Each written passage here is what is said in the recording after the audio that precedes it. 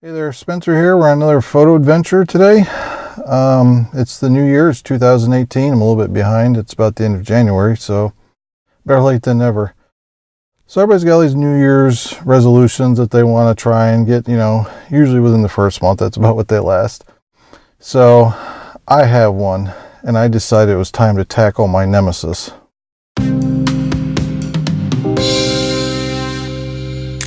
Okay, so when I got started in large format photography, I went online, tried to figure out what would be the best fit for me as far as film, developer, all that kind of good stuff.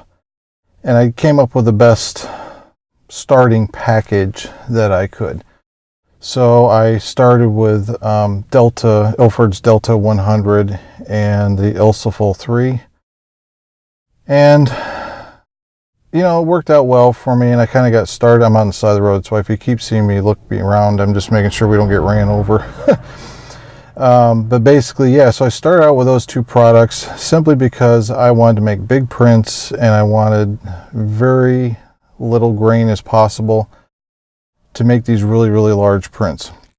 And everything that was documented on those two, that film and that developer, was the way to go. So I worked with it for about 6 months, 8 months, and I found that the Ilford was a very aggressive developer. And also with Delta 100 being a T grain or tubular grain, it doesn't quite have the exposure latitude. So that's what led me to try FP4 Plus, which I absolutely just love FP4 Plus. It's really done well for me. I went from the Ilford 3 to the D76, which worked well for me. I know some people said that they don't like it, but it's worked well for me. I can't complain.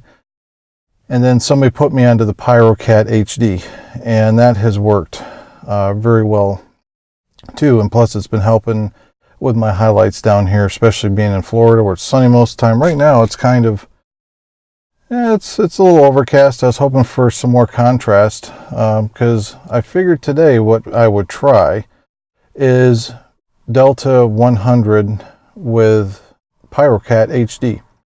And I've not tried this combination yet. So what I'm hoping for is that basically that the Pyrocat will help save the highlights, which is what I've been having trouble with before.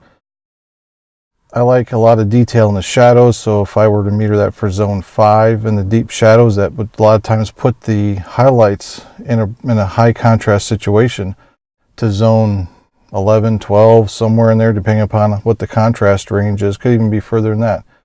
So it was really interesting to see how this works. I had about a quarter box of Delta 100 left. I said, you know what, it's the new year, let's load some sheets. What's the worst can happen? I blow 2 sheets of film, big whoop. That's part of the game, right? You're going to spend money on film, developer. This is hobby. This is, you're trying to make some nice professional prints. Yeah, so if I blow some sheets, I blow some sheets. But you don't know unless you try. So I kind of write it off as a learning experience. So I'll show you actually what I found. I was driving and driving, just one of those days where you just kind of get on the road and just see where it goes.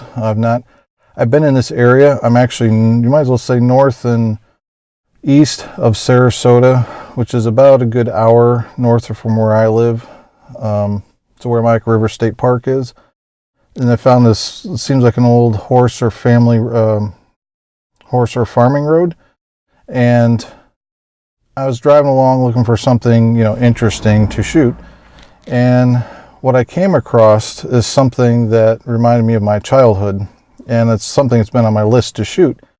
But it's very hard to find in Florida because I have not seen this item around for the type of livestock. So you guys will probably laugh when I finally show it to you, but we'll see how this works out. The other thing is the last time I checked the weather report, 20-mile-an-hour wind.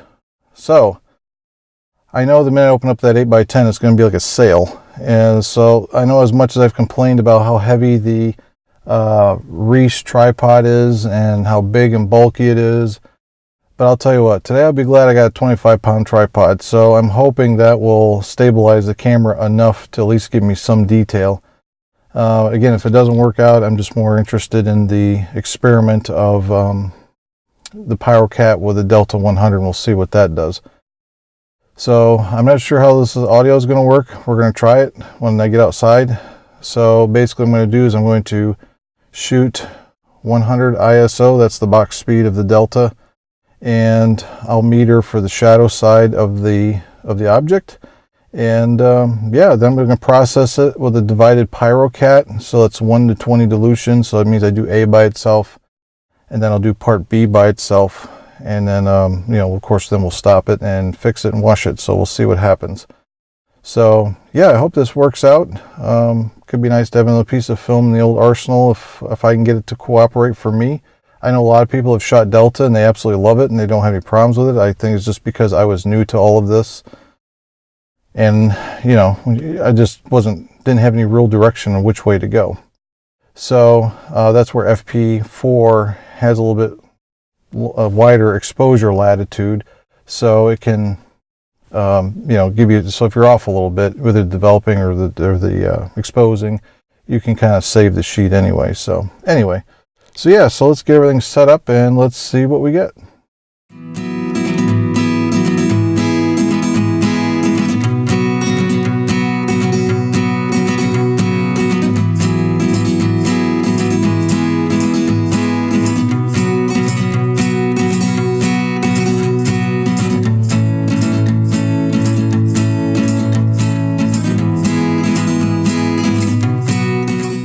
Okay, so here's our scene. Don't get too excited. It's a hay bale. So I hope this audio comes out. We'll find out in this wind or not. When I was much younger, I spent summers on my uncle's dairy farm. So it was really quite the experience. Learned to drive a standard truck about 6 years old, graduated to a tractor at 7 years old. I think they call that free labor. But it was a lot of fun, and I really enjoyed it. So I have not seen hay bales in a while, so it just kind of threw me back into my childhood and remembrance of my grandparents who took the time to teach me things and show me a lot of things. So I wanted to stop and get this, something different. It was on my list of things to try and shoot. I would like to have gotten a little closer for my composition, but I'm not going to trespass on this person's property. So anyway, as far as the metering goes, I metered the shadow part of the hay bale at 1 second, and I metered the clouds and the lighter blue of the sky. That was about 1/15, so 15th of a second at f64. So we've got ISO 100, f64, and then I'm going to expose the film for 1 second. And 1 second's 1 second, which thank goodness, because I don't think I could pull like a 2-minute exposure today. That's just not going to happen. I wish it was even a little faster, and this might be a good case for like HP5, but don't have any, so this is what we're going to use. So yeah, so we'll get this and we'll see how it turns out. All right, so it's exposed, it's on the film. We'll see what we got.